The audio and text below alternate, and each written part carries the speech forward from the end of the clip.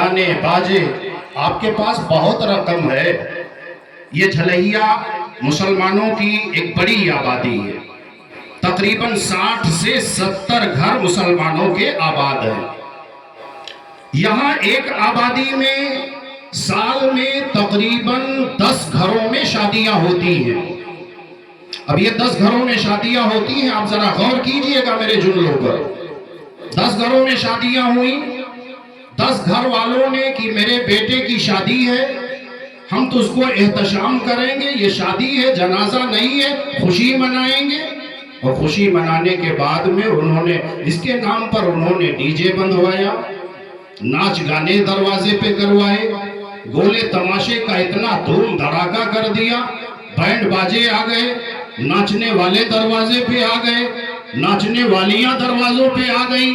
ہم بھی دیکھ رہے ہیں، ہمارے بچے بھی دیکھ رہے ہیں، ہماری بہنیں بیٹیاں بھی دیکھ رہی ہیں۔ یہ گناہ کا کام جو کرتا ہے خود تو گناہ گار ہوتا ہی ہے، لیکن جتنے لوگوں کو گناہ کی دعوت دیتا ہے، اس کے وجہ سے جتنے لوگ اس جو ہے محفل میں شریک ہوتے ہیں اور گناہ گار ہوتے ہیں، سارے لوگوں کے گناہوں کا مجموعہ اس اکیلے آدمی کو گناہ ملتا ہے جس نے اس گناہ کی محفل کو قائم کیا ہے۔ تو گناہ کی محفل کو اگر ہم قائم کرتے ہیں تو گناہ گار تو ہی ہیں، لیکن جتنے لوگ ہماری وجہ سے گناہ کے کام میں ملوث ہوئے، سارے لوگوں کے گناہوں کا مجموعہ ہمیں ملتا ہے۔ میرے عزیز بھائیو، دنیا میں ہمیشہ نہیں رہنا ہے، اتنا بڑا بوجھ گناہوں کا کیا تم اٹھا پاؤ گے؟ یہ گناہوں کی گٹھری لے کر کے قبر میں جاؤ گے، قبر سے تمہیں حشر کے لیے اٹھنا پڑے گا، اور حشر میں جب پہنچو گے تو اپنے رب کے حضور تمہیں کھڑا ہونا پڑے گا۔ وہاں پروردگار کی بارگاہ میں اس معاملے میں ہم سے سوالات کیے جائیں گے اور ہم سے پوچھا جائے گا۔ تو 10 گھروں میں شادیاں ہوتی ہیں، جلیا ایک آبادی ہے مسلمانوں کی۔ لوگوں نے خوشی کے نام پر تو اس کو احتشام کے نام پر خوب دھوم دھڑاکا ناچ گانے باجے کیے۔ اس مہنگائی کے دور میں، گرانی کے دور میں اگر آپ دیکھیں تو اتنا زیادہ ناچ گانا باجا گولا تماشا میں ایک گھر سے، جس گھر میں لڑکے کی شادی ہے، تقریباً 40 سے 50 ہزار روپے ناچ اور گانے پہ خرچ ہو جاتے ہیں۔ اس سے زیادہ ہو جاتا ہے، میں اوسط درجہ بتا رہا ہوں۔ اتنا روپیہ ایک گھر سے شادی کے موقع پر، مسلمان کے گھر سے ناجائز طور پر حرام کام میں یہ 50,000 روپیہ ایک گھر سے چلا گیا۔ 10 گھر میں شادیاں ہیں۔ میرے بھائیوں، آپ دانشور ہو، سمجھدار ہو، اللہ نے فہم و فراست آپ کو عطا کیے، آپ ذرا غور کیجئے۔ 10 گھر والے اگر ناچ گانا باجا خوب بجائیں اور اپنے شادی بیاہ کے موقع پر اپنے گھروں پر اس کا اہتمام کریں، ایک گھر سے 50,000 روپیہ گیا، 10 گھر سے 50,000 روپے سال میں گئے، تو یہ مجموعی رقم کتنا بن گیا؟ 5 لاکھ روپے۔ ہر سال شادی بیاہ میں، مئی جون میں، یہ نومبر کے مہینے میں ہمارے گھروں سے 5 لاکھ روپیہ ناچ گانے پر ایک آبادی سے چلا جاتا ہے۔ کیا ہم نے کبھی غور نہیں کیا، فکر نہیں کیا؟ کیا ہمیں کبھی اس بات کا احساس نہیں ہوا کہ ہماری آبادی میں کچھ غریب بچیاں بھی رہتی ہیں؟ کچھ عورتیں ہیں جن کے شوہروں کا انتقال ہو گیا، وہ عورتیں بیوہ ہیں، ان کی بیٹیاں گھروں میں بیٹھی ہیں، ہاتھ پیلے کرنے کی عمر ہو گئی ہے، مگر رشتے نہیں آ رہے۔ رشتے کیسے آئیں گے بھائی؟ مطالبہ تو اتنا زیادہ آج ہمارا ہے، ہمیں گاڑی بھی چاہیے تو مہنگی گاڑی چاہیے، کیش کی صورت میں ہمیں چاہیے، ہمیں سامان بھی اچھا سے اچھا، بہتر سے بہتر چاہیے۔ غریب آدمی ہے، باپ کا سایہ سر سے اٹھ گیا ہے، غریب بیوہ عورت ہے، کہاں سے انتظام کرے گی؟ جب انتظام نہیں کر پائے گی، رشتے لوٹ جاتے ہیں، رشتے واپس ہو جاتے ہیں، غریب بچیاں بیٹھی رہ جاتی ہیں۔ یہ حالت ہے ہم مسلمانوں کے گھروں کی۔ اگر اپنی آبادی میں ایسے لوگ نہیں ہیں، قرب و جوار کا جائزہ لے لو، پڑوسی گاؤں میں دیکھ لو، اپنے دوستوں احباب یاروں کے حلقے میں دیکھ لو، کوئی غریب دوست ہو تمہارا، کوئی غریب احباب ہو تمہارا جس کی بیٹی شادی کے لائق ہو گئی ہے، میرے عزیز بھائیوں یہ ہمارا 5 لاکھ روپیہ ناچ گانے پر حرام کام میں جس سے اللہ نے ہمیں منع کیا، میرے آقا رسول اللہ صلی اللہ علیہ وسلم نے ہمیں منع کیا، اس کام پہ ہم خرچ کر رہے ہیں۔ یہی 1 لاکھ روپیہ، یہ 5 لاکھ روپیہ 10 مسلمان صرف فیصلہ کر لے کہ ہم اپنے گھر پہ ناچ گانا نہیں کریں گے، باجا تماشا نہیں کروائیں گے، ہم یہ 5 لاکھ روپیہ ایک گھر سے 50,000 10 گھر سے اکٹھا ہوا 5 لاکھ کا رقم اپنی آبادی میں ایک بیوہ عورت ہے، پڑوس میں ایک بیوہ عورت ہے، ہمارے دوستوں کے حلقے میں ایک غریب عورت ہے جس کی بیٹی بالغ ہو گئی ہے، شادی کے لائق ہو گئی ہے، ہم 10 مسلمان فیصلہ کرتے ہیں ناچ گانا نہ کروا کر کے یہی رقم بچا کر کے اس غریب بیوہ عورت کے ہاتھ پہ رکھ دیں گے تاکہ اس کی بیٹی کا رشتہ طے ہو جائے اور اس غریب بچی کا گھر بھی بس جائے۔ کیا برائی ہے اس میں؟ اچھا اگر آپ خرچ بھی نہیں کرنا چاہتے، کسی کو دینا نہیں چاہتے تو یہ ناچ گانے پہ تو نہ خرچ کریں، اللہ نے عقل دیا ہے ہمیں، ناجائز کام پہ خرچ نہ کریں، حرام کام پہ خرچ نہ کریں۔ آپ کا بیٹا ہے، دولہا بن رہا ہے، جس بچی کو آپ بیاہ کر کے اپنے گھر لا رہے ہیں، اپنی بہو کو لا رہے ہیں، آپ یہ رقم بچا لیں، کچھ رقم اپنے طرف سے اور ملا دیں، اپنے بیٹے کا پاسپورٹ بنوا دیں، بہو کا پاسپورٹ بنوا دیں اور دونوں کو، بچے اور بچیوں کو انہیں بھیج دیں اللہ کا گھر دیکھنے کے لیے، رسول اللہ صلی اللہ علیہ وسلم کے مقدس روضے پہ حاضری دینے کے لیے۔ یہ ہمارا بیٹا، ہماری بہو، ناچ گانے پہ ہم رقم نہ خرچ کر کے اپنے بیٹے کو، اپنی بہو کو عمرہ کرنے کے لیے بھیج دیں۔ یہ کیا غلط راستہ ہے میرے عزیز بھائیوں؟ ناچ گانے سے اپنے آپ کو بچاؤ۔ یہ جہیز کی جو بیماری ہمارے سماج میں پیدا ہوئی ہے اور سماج میں اس نے اپنی جڑوں کو اتنا مضبوط کر لیا ہے کہ یہ ناسور آج ہمارے سماج کا ناسور بن گیا ہے۔ یہ جہیز کی لعنت ہے۔ ہمارے قوم کے نوجوان مطالبہ کرتے ہیں، ہم جن کے یہاں بچے ہیں وہ مطالبہ کرتے ہیں کہ اتنا سامان ملے، اتنا رقم ملے، اتنا سامان ملے، تب ہم اپنے بیٹے کا رشتہ طے کریں گے، تب ہمیں رشتہ منظور کریں گے۔ میرے عزیز بھائیوں، غریب بچیاں کہاں جائیں گی؟ اگر آپ بڑے گھروں میں رشتے کرو گے تو پھر غریب بچیاں تو بیٹھی رہ جائیں گی۔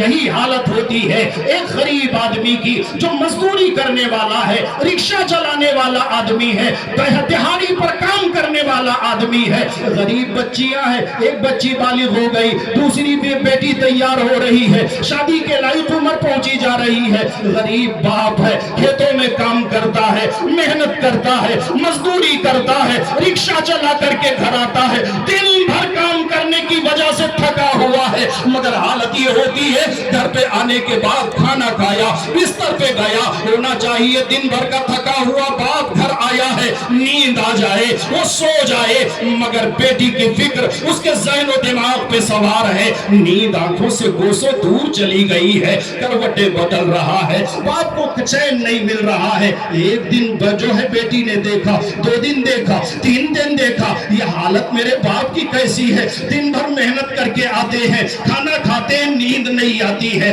رات میں سو نہیں پاتے ہیں۔ کیا اس بیٹی کے اندر سمجھ نہیں ہے؟ کیا اس کے اندر فہم نہیں ہے؟ کیا اس کے اندر بصیرت نہیں ہے؟ میرے عزیز بھائیوں، وہ ہماری بہن سمجھ رہی ہے، ہماری بیٹی سمجھ رہی ہے کہ میرا باپ محنت و مشقت کر کے، مزدوری کر کے ہماری شادی کا انتظام کر رہا ہے، اور انتظام نہ ہونے کی وجہ سے ہمارا باپ رات کو سو نہیں پاتا ہے، اسے قرار نہیں ملتا ہے۔ وہی بیٹی ہے جو حتمی فیصلہ کرتی ہے اور انتہائی قدم اٹھانے پر وہ مجبور ہو جاتی ہے۔ کبھی ہم اخباروں میں پڑھتے ہیں، الیکٹرانک میڈیا میں پڑھتے ہیں، سوشل میڈیا کے ذریعہ ہمارے نگاہوں کے سامنے یہ خبریں گزرتی ہیں کہ ایک مسلمان بیٹی نے جس کا رشتہ نہیں ہو پا رہا تھا، اس نے اپنے گلے میں اپنے دوپٹے کا پھندا ڈال کر کے خودکشی کرنے پر وہ مجبور ہو گئی ہے۔ اور کبھی یہ خبر آتی ہے کہ وہی مسلمان بیٹی اپنے بدن پر مٹی کا تیل ڈال کر کے اس نے اپنے آپ کو نظر آتش کر لیا ہے۔ میرے عزیز بھائیوں کہ ہمارے سینے میں درد نہیں ہے، ہمارا قلب نہیں ہے ہمارے سینے میں، اور اس قلب میں کیا سماج کا درد نہیں ہے، ملت کا درد نہیں ہے۔ وہ مسلمان بیٹی بھی تو ہماری بہن ہے، ہماری بیٹی ہے۔ اگر ہم بڑے گھروں میں رشتے کریں گے اور چھوٹے رشتوں کو ٹھکرا دیں گے تو یہ حالت آج دیکھ رہے ہیں ہندوستان میں، جو یہ ارتداد کی ایک وبا پھوٹ پڑی ہے۔ اگر آپ گہرائی سے دیکھو گے تو حقیقت میں کہیں نہ کہیں ایک وجہ یہ بھی ہے کہ ہماری بہنیں مرتد ہو رہی ہیں، غیر مسلموں کے ساتھ ہماری بیٹیاں جا رہی ہیں، ان کے ساتھ میں شادیاں کر رہی ہیں۔ مسلمان انہیں اپنا نہیں رہا ہے، رشتہ نہیں کر رہا ہے، بہو نہیں بنا رہا ہے اپنے گھر کی۔ جب ایسی تنظیمیں تو ہیں ہمارے دشمنوں کی جو ایسی چیزوں پہ نظر رکھتے ہیں، کہاں کون کس حالت میں ہے، کبھی ان کے گھر پہ حمایت کے طور پر آٹے کی بوری بھیجوا دی، کبھی چاول کی بوری بھیجوا دی، یہ تھوڑی تھوڑی نزدیکیاں بڑھی، اور کچھ پیسے کے طور پر مدد کر دیا، گھر سے قریب ہو گئے۔ حالت ایک دن یہ ہو جاتی ہے کہ ہمیں سننے میں آتا ہے فلاں آبادی کی، فلاں شہر کی، فلاں مسلم بیٹی غیر مسلم سے شادی کر لی اس نے۔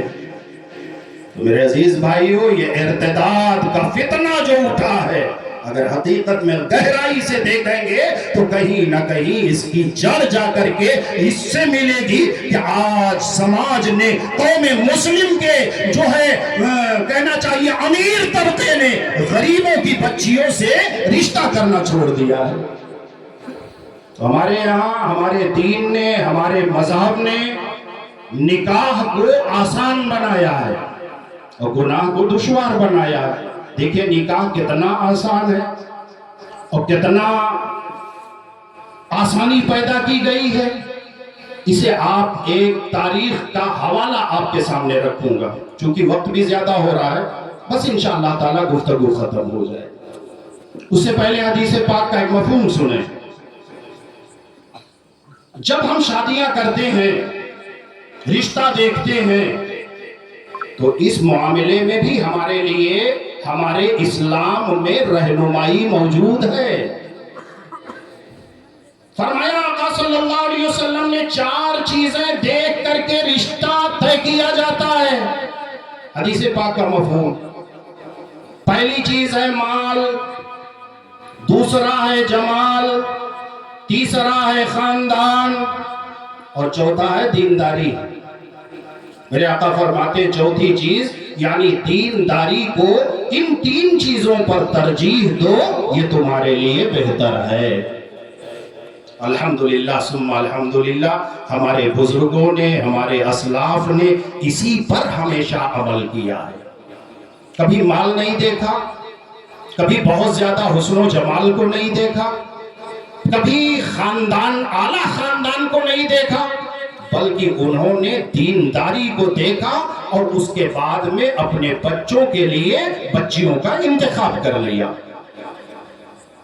جیسا کہ امیر المؤمنین خلیفہ ثانی حضرت سیدنا عمر فاروق اعظم رضی اللہ عنہ ہیں، امت کا بڑا خیال رکھتے تھے، خلیفہ تھے آپ مسلمانوں کے، نائب ہے رسول اللہ صلی اللہ علیہ وسلم کے۔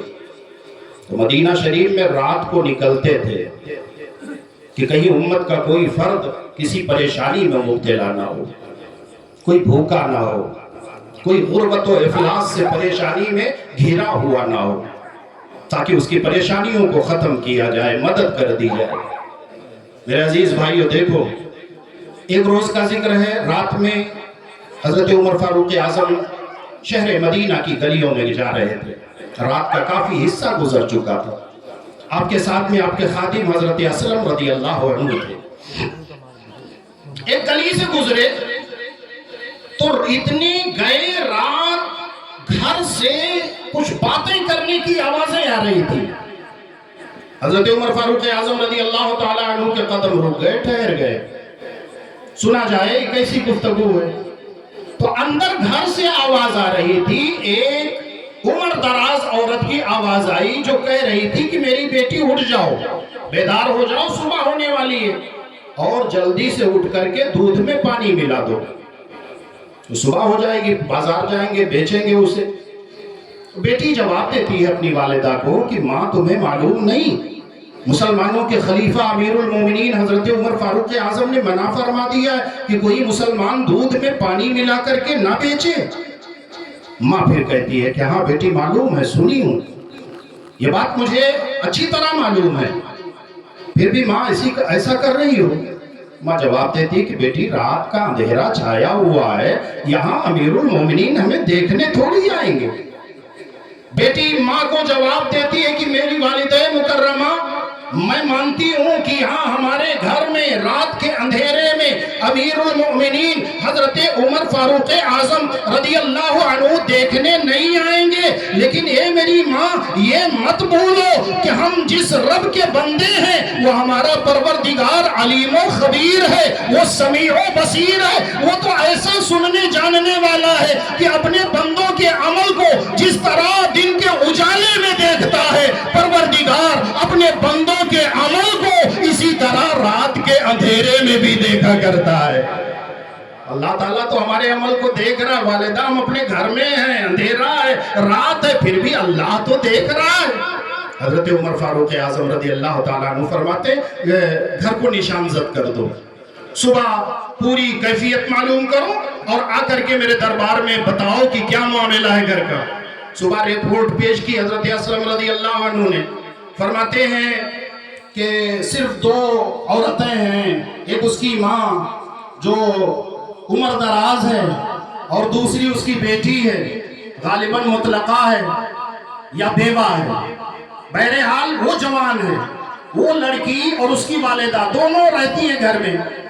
وہاں کے ایک کام کرو، جب وہ لڑکی بیوہ یا مطلقہ ہے، غیر شادی شدہ ہے، فی الحال اس کا کوئی شوہر نہیں، تو اے حضرت اسلم میں یہ چاہتا ہوں، میں نے دیکھا ہے اس لڑکی کا جواب رات میں سنا ہے، اس کے قلب کے اندر اللہ کا بڑا خوف ہے، اپنے پروردگار سے بہت ڈرتی ہے، میں نے فیصلہ کر لیا ہے دل میں کہ وہ بھلے وہ غریب دودھ بیچنے والی لڑکی ہے، میں چاہتا ہوں کہ ایسی دیندار لڑکی کو اپنے گھر کی بہو بنا دوں۔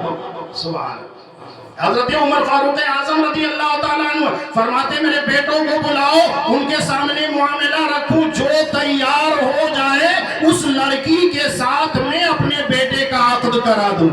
حضرت سالم رضی اللہ تعالیٰ عنہ تیار ہوئے، حضرت عمر فاروق اعظم رضی اللہ تعالیٰ عنہ نے اس لڑکی کا نکاح حضرت سالم سے کروا دیا، اپنے گھر کی بہو بنا لی۔ بتاؤ آپ نے یہاں مال کہاں دیکھا گیا، حسن و جمال کہاں دیکھا گیا، خاندان اعلیٰ کہاں دیکھا گیا؟ دیکھا تو صرف رسول اللہ کے فرمان کو دیکھا کہ میرے آقا فرماتے ہیں دینداری اپناؤ، یہ تمہارے لیے بہتر ہوگا۔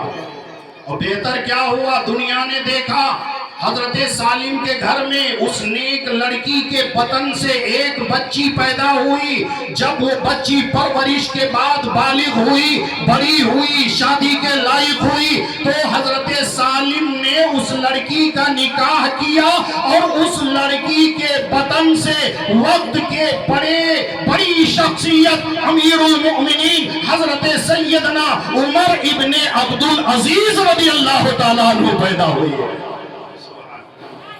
جب بچیاں نیک ہوں، رشتے نیک ہوں، تو الحمدللہ ایسے بچے پیدا ہوتے ہیں جو نہ صرف ماں باپ کا نام روشن کرتے ہیں، پورے خاندان کا نام روشن کر دیتے ہیں۔ حضرت امیر المومنین عمر ابن عبدالعزیز رضی اللہ تعالیٰ عنہ کی شخصیت بڑی جامع شخصیت ہے، آپ محتاج تعارف نہیں ہیں، آپ اسی نیک عورت کے لڑکی کے بطن سے پیدا ہوئے۔ سرکار غوث اعظم کا معاملہ آپ نے دیکھا، شرط یہی تو رکھی تھی حضرت عبداللہ سرمئی نے کہ بیٹا سیب تم نے کھا لیا ہے، معاف نہیں ہوگا، میری ایک بیٹی اگر نکاح کر لو تو میں معاف کر دوں۔ کہا سرکار بیٹی کیسی؟ بتایا میری بیٹی اندھی ہے، ہاتھ نہیں لولی ہے، پاؤں سے لنگڑی ہے۔ حضرت موسیٰ ابو صالح رضی اللہ تعالیٰ عنہ کا خوف خدا دل میں ہے، سیب بغیر اجازت کے کھایا ہوں، اللہ کے حضور جواب دہ ہونا پڑے گا، اس سے بہتر ہے اندھی لڑکی مل رہی ہے تو نکاح کر لوں، شرط منظور ہے حضور۔ حضرت عبداللہ سومئی نے نکاح پڑھا دیا بلوا کر کے، ناچ نہیں ہے، گانا نہیں ہے، دھوم دھڑاکا نہیں ہے، گولا تماشا نہیں ہے، نکاح ہو گیا۔ حضرت موسیٰ ابو صالح رضی اللہ تعالیٰ عنہ کا نکاح ام الخیر فاطمہ رضی اللہ تعالیٰ عنہ سے ہوا۔ رات کو حجرے عروسی میں گئے، دیکھا تو معاملہ برعکس ہے۔ صبح اپنے سسر صاحب سے کہا، حضرت عبداللہ سومئی سے، حضور آپ نے تو ایسا ایسا کہا تھا، بیٹی آنکھوں کی اندھی ہے، ہاتھ کی لولی ہے، پیر کی لنگڑی ہے، سرکار میں نے تو معاملہ اس کے برعکس دیکھا، آپ کی بچی حسن و جمال کا پیکر ہے۔ حضرت عبداللہ سومئی فرماتے، بیٹا تم سمجھے نہیں، اندھی اس لیے نہیں کہا ہوں کہ آنکھوں سے دیکھ نہیں سکتی، بینائی موجود ہے، مگر میری بیٹی نے کبھی گناہ کے طرف آنکھ نہیں اٹھایا ہے، اس لیے میں نے اندھی کہا ہے، ہاتھ نہیں بڑھایا کبھی گناہ کے طرف، قدم سے چل کر کے نہیں گئی گناہ کے طرف، زبان سے کبھی خرافات لہو لغویات نہیں بکے، اس لیے میں نے اپنی بیٹی کو گونگی کہا ہے۔ خدا کی قسم ایسی پاکیزہ عورت، ایسی عابدہ، ایسی زاہدہ، ایسی راکعہ، ایسی ساجدہ، ایسی نیرہ، ایسی منورہ عورت کے شکم سے جو بچہ دنیا میں وجود پاتا ہے، ساری دنیا اسے غوث اعظم کے نام سے جانتی ہے۔ یہ نیک رشتے اپناؤ، ہمیشہ دولت کے پیچھے نہ بھاگو، نیک رشتے ہوں گے انشاءاللہ حقیقت میں شادی خانہ آبادی کہلائے گی، برکت پیدا ہوگی، بچی نیک ہوگی، نماز پڑھنے والی ہوگی، صبح اٹھ کر کے قرآن پڑھنے والی ہوگی، بڑوں کا ادب کرنے والی ہوگی، چھوٹوں پر شفقت کرنے والی ہوگی، تو گھر تو ویسے جنت کا نمونہ بن جائے گا۔ ایسی بچیوں سے رشتہ کرو جو دیندار ہوں، جن کے اندر اللہ کا خوف ہو، اور ہم بھی اپنی بچیوں کی تربیت، ان کی پرورش اسی انداز میں کریں جو اسلامی قانون، اسلامی اصول نے ہمارے اور آپ کے لیے مرتب فرمائے ہیں۔ تو میں نے عرض کیا نکاح بڑا آسان ہے اسلام میں، ہمارے سماج نے دشوار بنا دیا غریبوں کے لیے۔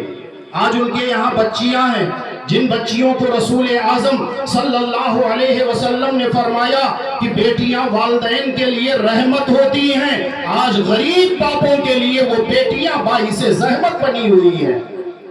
انتظام نہیں ہو رہا ہے جہیز کا، سامان کا، مال کا، دولت کا۔ بس ایک گوشہ اور سنیں معذرت کے ساتھ میں، وقت تو زیادہ ہو گیا، میں نے عرض کیا تھا بہت کم وقت لوں گا، لیکن چونکہ مجمع ہے، نوجوان ہے، ہمارے بھائی ہیں، احباب ہیں، سنیں کچھ، اور اللہ تعالیٰ توفیق دے تو عمل بھی کریں اس پر۔ ملک شام ہے، نجم الدین ایوب کا نام آپ نے تاریخ میں سنا ہوگا، ان کے بھائی تھے شیر کو، بڑے بھائی تھے۔ انہوں نے ایک دن اپنے بھائی نجم الدین ایوب سے کہا کہ بھیا آپ شادی نہیں کرتے، اپنا خاندان نہیں بساتے، ایک کام کرو کہ آپ تیاری بناؤ تو میں آپ کے لیے لڑکی تلاش کروں۔ نجم الدین ایوب کہتے ہیں کہ میرے بھائی میرے لائق لڑکی نہیں ملتی۔ کہا اچھا کیسی لڑکی آپ چاہتے ہیں؟ کہا نہیں تلاش کر پاؤ گے۔ بات پڑی رہی، کچھ دنوں کے بعد پھر وہی بات چلی۔ شیر کو کہتے ہیں کہ بھیا ایوب اگر آپ کہیں تو آپ کے لیے رشتہ تلاش کروں۔ کہا میرے لائق لڑکیاں نہیں ملتی ہیں۔ انہوں نے غالباً یہ سمجھا کہ شاید بڑے امیر کبیر گھرانے میں رشتہ کرنا چاہتے ہوں گے، چونکہ سلطان نور الدین زنگی رحمت اللہ علیہ نے انہیں والی ریاست بنایا تھا، حاکم تھے، بڑے عہدے پر تھے، تو شیر کو وہ سمجھے کہ شاید بڑے گھر میں رشتہ کرنا چاہتے ہوں گے، کسی وزیر کی بیٹی سے نکاح کرنا چاہتے ہوں۔ کہا کہ نہیں بھیا آپ راضی تو ہو جاؤ، بڑے گھرانے کی رشتے موجود ہیں، وزیر زادیاں ہیں، شہزادیاں ہیں، آپ کے لیے تو سب ہاں کر دیں گے۔ کہا نہیں میرے بھائی آپ نہیں سمجھے، میں امیروں کے ہاں رشتہ کرنے کی بات نہیں کر رہا ہوں، میرے لائق لڑکیاں نہیں ملتی ہیں، اس لیے میں نکاح کے لیے تیار نہیں۔ آج پوچھ لیا نجم الدین ایوب بھائی بتاؤ آپ کیسی لڑکی چاہتے ہو؟ تو نجم الدین ایوب کہتے ہیں کہ میرے بھائی شیر کو پوچھتے ہو تو سنو، میں ایسی لڑکی سے نکاح کرنا چاہتا ہوں جو دنیا میں میرا ہاتھ تھامے تو جنت تک ساتھ جائے۔ سبحان اللہ۔ ایسی لڑکی سے نکاح کرنا چاہتا ہوں کہ رشتہ دنیا تک نہ رہے، وہ میری بیوی دنیا میں بھی رہے اور جنت میں بھی میری بیوی رہے، یعنی نیک ہو، پارسا ہو، عمل جنت کے لائق کرتی ہو۔ کہا کہ ایسی لڑکیاں، اچھا یہی شرط نہیں، میرا ہاتھ تھامے تو جنت تک ساتھ جائے، اور فرمایا کہ اس کے بطن سے میں چاہتا ہوں کہ اللہ تعالیٰ مجھے ایک بیٹا عطا کرے، جو میرا بیٹا شہسوار بنے، اور میرے دل کی تمنا یہ ہے کہ میرا وہ بیٹا قبلہ اول فتح کرے، اپنے ہاتھوں سے فتح کا جھنڈا اس پہ لہرائے۔ ہے کوئی نوجوان ایسی تمنا رکھنے والا؟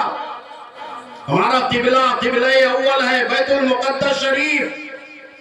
ابتدائی زمانے میں میرے آقا صحابہ نے اسی جانب منہ کر کے نماز ادا فرمائی ہے، اس لیے ہمارا پہلا قبلہ ہے۔ یہ دوسرا قبلہ کعبہ ہے، رسول اللہ صلی اللہ علیہ وسلم کی رضا کی خاطر اللہ تعالیٰ نے کعبے کو قبلہ بنایا۔ نماز پڑھتے تھے میرے آقا آسمان کی طرف دیکھتے تھے، دل میں مد رضا یہی تھی کہ کاش قبلہ میرا قبلہ کعبہ ہو جائے۔